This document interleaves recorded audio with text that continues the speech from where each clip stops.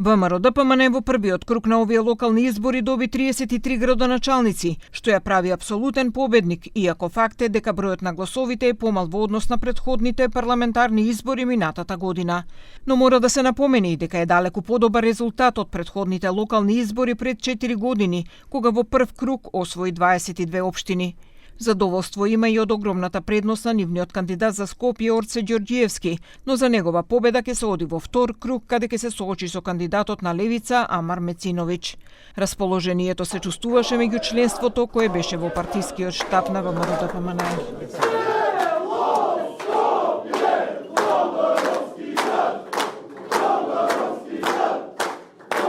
Премиерот Мицкоски се обрати нешто пред полноќ, во кое рече дека резултатите се триумф на народот.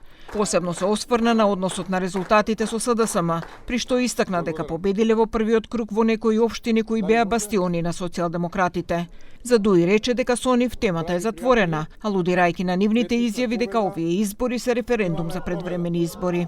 Разликата е 2:1, некаде 3:1, некаде и многу поголема. Имаме победи во општини каде СДСМ имаше своји градоначалници.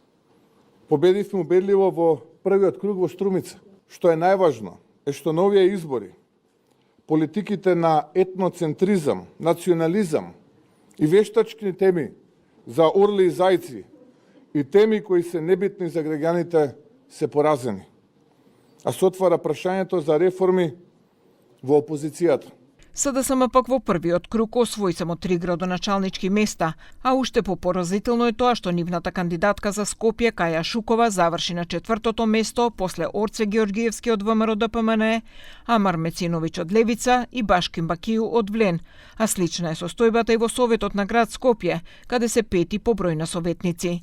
Председателот на партијата Венко Филипче не криеше дека не е задоволен, но сепак се обиде да го ублажи поразот, откако рече дека во некои општини имале зголемен број гласови од претходните избори.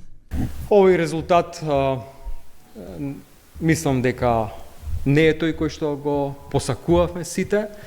Меѓутоа би рекол дека, имајќи ги предвид околностите, не е лош резултат, посебно што не насекаде, меѓутоа во еден добар дел од општините навистина имаме зголемување на бројот на гласови, кога ги споредуваме со ланската година, и тоа е еден доказ на таа консолидација која што започна изминатите месеци, изминатата година во партијата. И двајцата кандидати од ЗНАМ влегуваат во вториот круг. Максим Димитриевски ќе се соочи со независниот кандидат Горан Стојковски во трката за Куманово, додека Мирослав Лабудовиќ со актуелниот градоначалник на Центар Горан Герасимовски.